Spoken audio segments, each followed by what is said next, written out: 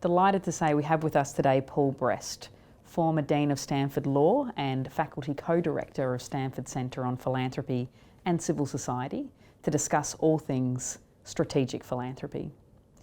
Paul, to start off with, can you tell us a little bit about your personal journey into philanthropy? So my history in philanthropy begins with a happy accident of becoming president of the Hewlett Foundation in 2000, which I continued working for until 2012 when I came back to Stanford.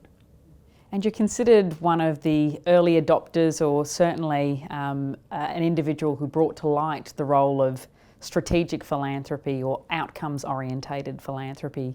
Could you explain to us what that actually is? It's a really simple concept, although hard to implement. It means having fairly clear goals about what you're trying to achieve, having a strategy for achieving it that's based on good evidence, because the strategy depends on your activities actually causing the outcomes you hope they will. Monitoring progress as you go along, so to the extent you need to make course corrections, you are able to, and then evaluating the success of your intervention.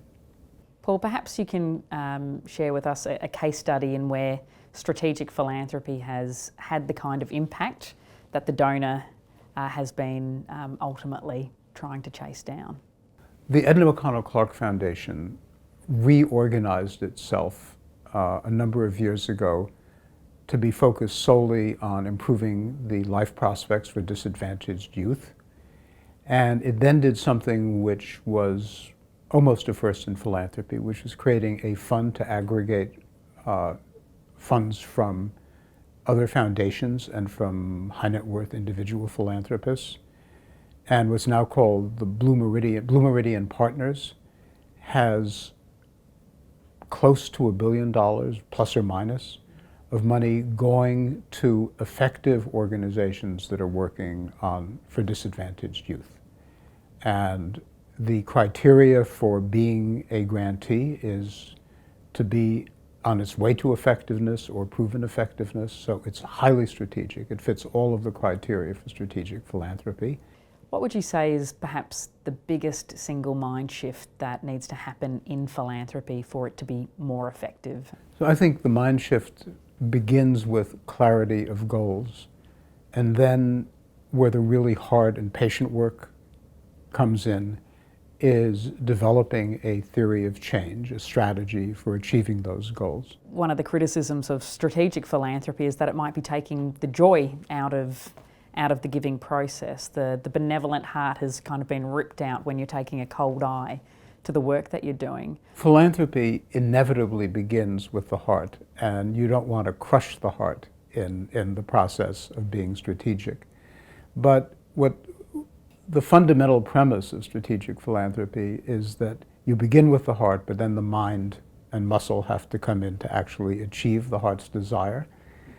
And I know of individual philanthropists and certainly foundation staff and board members who've gotten real pleasure out of the strategic process, and who have even gotten satisfaction out of high-risk philanthropy that hasn't succeeded, because they knew that they made good bets, and also they thought that even if it didn't succeed in this one instance, that it may have laid the groundwork for future successes.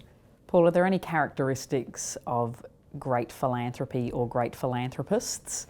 And are there any characteristics, I guess, inversely, of people who perhaps go about their philanthropy in a way that does harm?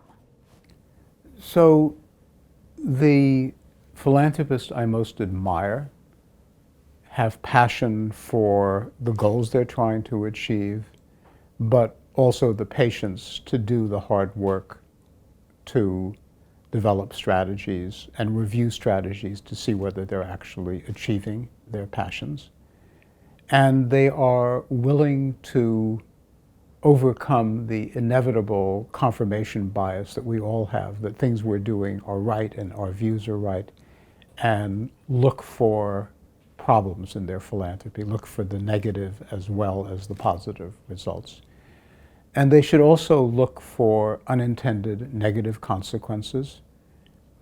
It's quite possible to do something if you have a very narrow view of what goals you're trying to achieve and not notice that it may have negative effects for people you did not mean to harm.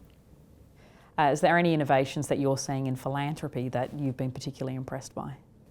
If I could ban a single word from the language for the next 10 years, innovation would be the word I would ban. What matters in achieving social change is not whether something is innovative, but whether it's effective. And there are so many strategies that have been shown effective where rather than put more money into more philanthropic funds into scaling and replicating the strategy, people want to do something that's innovative. I would much rather people think what's effective. Sometimes innovation is effective, but many times replicating something that's been shown to be successful would be a far better use of money.